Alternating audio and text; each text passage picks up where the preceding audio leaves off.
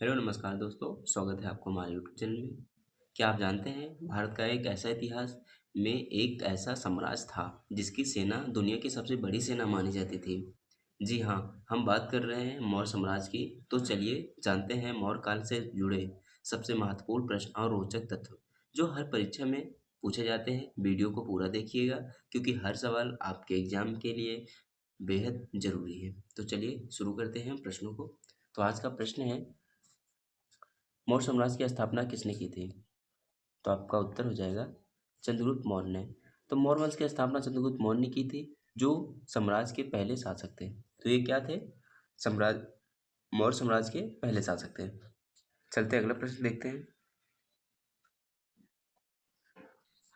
प्रश्न है, चंद्रगुप्त मौर्य के प्रमुख मंत्री कौन थे? तो देखते हैं। चाणक्य। चंद्रगुप्त मौर्य के प्रमुख मंत्री और मार्गदर्शक थे चाणक्य जी, जिन्हें कौटिल्य या विष्णुगुप्त के नाम से भी जाना जाता है। ठीक। चलते हैं अगला प्रश्न की तरफ। प्रश्न है, मौर्य वंश की राजधानी क्या थी? तो देखते हैं। मौर्य वंश की राजधानी पाटलिपुत्र थी, जो आज के समय पटना में स्थित है। चलते हैं अगले प्रश्न की तरफ। प्रश्न है, चंद्रगुप्त मौर्य ने किस ग्रीक सम्राट को हराया था? तो देखते हैं। सिकंदर का सेनापति सेल्यूकस। चंद्रगुप्त मौर्य ने सेल्यूकस नामक यूनानी सेनापति को हराया और पश्चिमोत्तर भारत पर अधिकार कर लिया। प्रश्न है, मौर्य साम्राज्य में किसने बौद्ध धर्म को अपनाया था? तो देखिए, मौर्य साम्राज्य में सम्राट अशोक ने बौद्ध धर्म अपनाया था। सम्राट अशोक ने कलिंग युद्ध के बाद बौद्ध धर्म तो वह कलिंग युद्ध के बाद बौद्ध धर्म को अपनाया और उसे पूरे देश में फैला दिया। प्रश्न है, कलिंग युद्ध किसके शासनकाल में हुआ? बहुत ही अच्छा प्रश्न है। तो कलिंग युद्ध सम्राट अशोक के शासनकाल में हुआ था। कलिंग युद्ध सम्राट अशोक के शासनकाल में 261 ईसा पूर्व में हुआ था। तो कितने में? 261 ईसा पूर्व में हुआ था। तो चलते हैं अगला प्रश्न देखते हैं।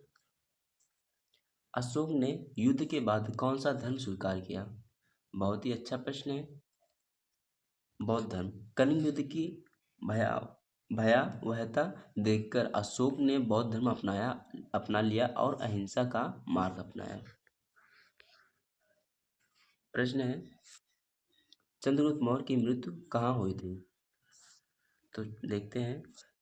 चंद्रगुप्त मौर्य ने जैन धर्म अपना लिया था और उन्होंने श्रवणबेला गोला में अपनी अंतिम सांस ली। तो कहाँ पे इनकी मृत्यु हुई थी? श्रवणबेला, कर्नाटक में हुई थी। चलते हैं अगला प्रश्न देखते हैं। प्रश्न है, अशोक के अभिलेख किस लिपि में है?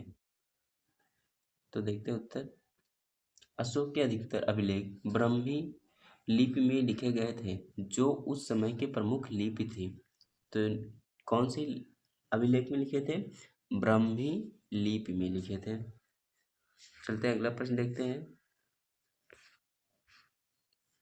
प्रश्न है, मौर्य काल में सबसे प्रसिद्ध शिलालेख कौन सा है? तो देखते हैं उत्तर। अशोक का रुम्नीदेही शिलालेख। तो अशोक का रुम्नीदेही शिलालेख बौद्ध धर्म के प्रति उनकी आस्था का परिचायक है।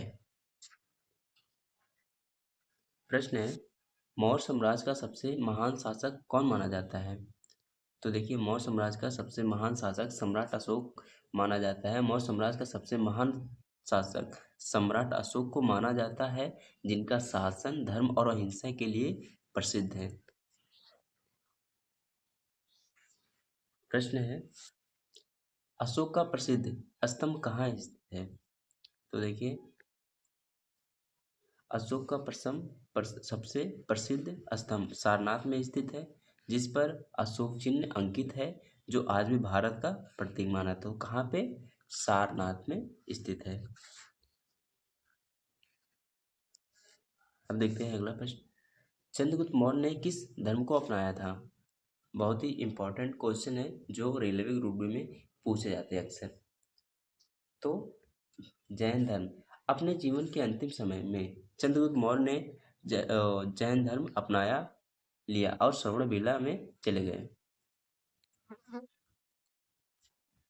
देखते हैं, प्रश्न है, मौर्य शासन में किसने अर्थशास्त्र की रचना की थी? तो देखते हैं उत्तर, चाणक्य कौटिल्य ने अर्थशास्त्र ग्रंथ की रचना चाणक्य ने की थी, जो मौर्य शासन की आर्थिक और राजनीतिक नीति को दर्शाता है। देखते हैं अगला प्रश्न, मौर्य काल में कौन सी धातु का सबसे अधिक प्रयोग होता था? तो देखते हैं, मौर्य काल में लोहे का प्रयोग बहुत होता था, खासकर हथियारों और कृषि के उपकरणों में। तो इसका आंसर क्या हो जाएगा? लोहा। किसका उपयोग करते थे? लोहे का।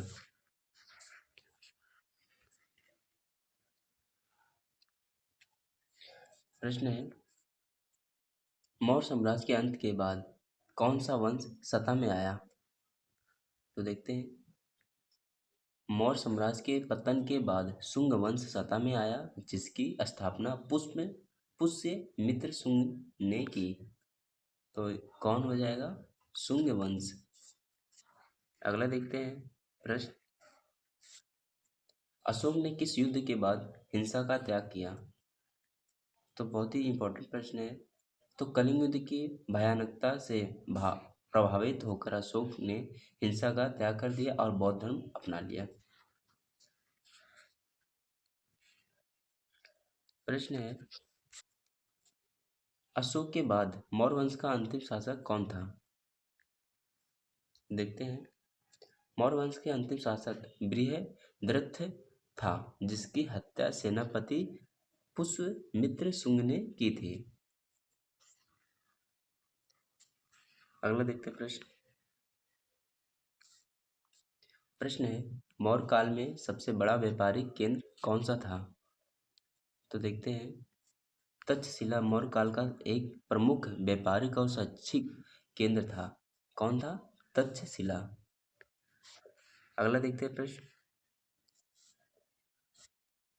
चंद्रगुप्त मौर्य का गुरु कौन था? तो उत्तर है, चंद्रगुप्त मौर्य का गुरु और मार्गदर्शक चाणक्य थे, जिन्होंने मौर्य काल साम्राज्य की नींव रखी। तो देखते हैं, मौर्य प्रशासन का सर्वोच्च अधिकारी कौन होता था? तो आपका उत्तर हो जाएगा, मौर्य प्रशासन में सर्वोच्च अधिकारी स्वयं राजा होता था, जो शासन के सभी गतिविधियों पर नियंत्रण रखता था। तो उस समय क्या कौन होता था? एक राजा होता था। प्रश्न है, मौर्य काल में नगरों की देखरेख कौन करता था? तो उत्तर देखते हैं, नगरों की व्यवस्था और प्रशासन के लिए मौर्य काल में नगर अधिकारी नियुक्त होते थे। तो उनको क्या होते हैं? नगर अधिकारी बोलते हैं। प्रश्न है, मौर्य साम्राज्य में कर वसूली का प्रमुख स्रोत क्या था? तो देखते हैं, भूमि कर मौर्य साम्राज्य की आय का सबसे बड़ा स्रोत था। तो क्या था? भूमि कर था। प्रश्न है, अशोक के किस अभिलेख में कलिंग युद्ध का वर्णन है? बहुत ही इंपॉर्टेंट प्रश्न है। तो अशोक के तेरहवें तेरहवें शिलालेख में कलिंग युद्ध का वर्णन मिलता है, जो उनके जीवन का टर्निंग पॉइंट था। प्रश्न है, मौर्य काल में विदेशों से संबंध किसके माध्यम से होते थे? तो देखते हैं, मौर्य सम्राट दूतों के माध्यम से अन्य देशों से संबंध बनाए रखते थे। तो क्या होता है? दूतों के माध्यम से।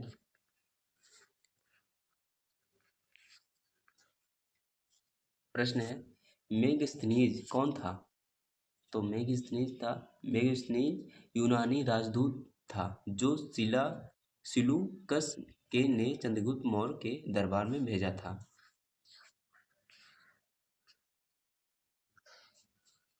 प्रश्न है, मेगस्थनीज ने कौन सी पुस्तक लिखी थी? तो देखते हैं, मेगस्थनीज ने इंडिका नामक पुस्तक लिखी जिसमें मौर्य काल का वर्णन मिलता है। प्रश्न है, मौर्य काल में न्याय व्यवस्था कैसी थी? तो देखते हैं, मौर्य काल में न्याय व्यवस्था राजा के अधीन होती थी और कठिन मामलों में राजा स्वयं न्याय करता था।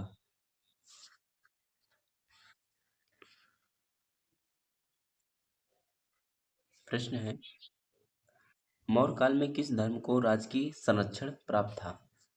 तो आपका उत्तर हो जाएगा, अशोक के समय बौद्ध धर्म को राजकीय संरक्षण प्राप्त हुआ और इसे दूर दराज देशों तक फैलाया गया। चलते हैं, अगला प्रश्न देखते हैं। प्रश्न है, अशोक ने कितने स्तंभ बनवाए थे? तो देखते हैं, सम्राट अशोक ने लगभग 30 स्तंभ बनवाए थे जो आज आज भी उनके संदेशों को दर्शाते हैं।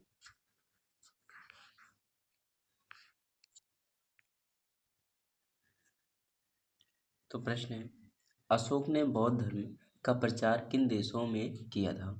तो देखते हैं, अशोक ने बौद्ध धर्म का प्रचार श्रीलंका, अफगानिस्तान और मिस्र जैसे देशों में अपने दूतों को भेजकर किया था। प्रश्न है, मौर्य काल में सबसे महत्वपूर्ण बंदरगाह कौन सा था? तो उत्तर है, मौर्य काल में सबसे महत्वपूर्ण बंदरगाह भरूकच्छ एक महत्वपूर्ण बंदरगाह था जिससे व्यापार होता था। अगला प्रश्न देखते हैं। प्रश्न है, अशोक की माता का नाम क्या था? देखते हैं उत्तर। अशोक की माता का नाम धर्मा था जो एक साधारण महिला थी। तो इनकी माता का नाम क्या था? धर्मा। चलते हैं, अगला प्रश्न देखते हैं। प्रश्न है, अशोक के शासनकाल में बौद्ध परिषद कहाँ हुई थी? तो अशोक के शासनकाल में तीसरी बौद्ध सभा पाटलिपुत्र में हुई थी। प्रश्न है, किस मौर्य शासक ने ईरान और यूनान से संबंध स्थापित किए? तो देखते हैं प्रश्न। चंद्रगुप्त मौर्य ने यूनान और ईरान जैसे देशों से राजनयिक संबंध स्थापित किए। प्रश्न है, अशोक की मृत्यु कब हुई? तो देखते हैं उत्तर। अशोक की मृत्यु 232 ईसा पूर्व के आसपास मानी जाती है। प्रश्न है, बौद्ध धर्म के प्रचार में अशोक ने कौन कौन से माध्यम अपनाए? तो देखते हैं, अशोक ने शिलालेख, स्तंभ और दूतों के माध्यम से बौद्ध धर्म का प्रचार किया। शिलालेख, स्तंभ, दूत। प्रश्न है,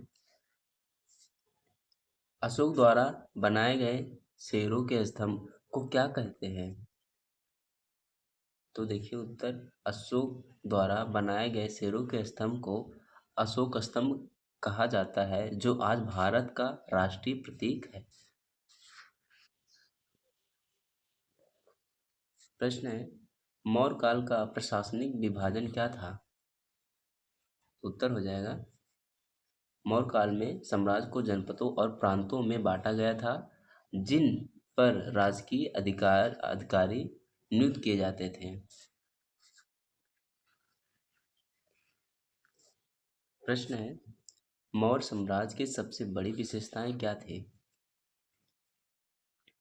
देखते हैं, मौर्य साम्राज्य की सबसे बड़ी विशेषताएं इसकी मजबूती और केंद्रीकृत शासन व्यवस्था थी जिसने पूरे भारत को एकजुट किया। तो दोस्तों, ये थे मौर्य काल से जुड़े कुछ बेहद महत्वपूर्ण तथ्य और प्रश्न। अगर वीडियो अच्छा लगा हो तो लाइक ज़रूर करें। ऐसे ही ज्ञानवर्धक वीडियो के लिए चैनल को सब्सक्राइब करें और कमेंट में बताइए अगला टॉपिक किस किस वीडियो पे बनाया जाए। चलिए, आज के लिए इतना ही। कल मिलते हैं अगले तब तक के लिए धन्यवाद।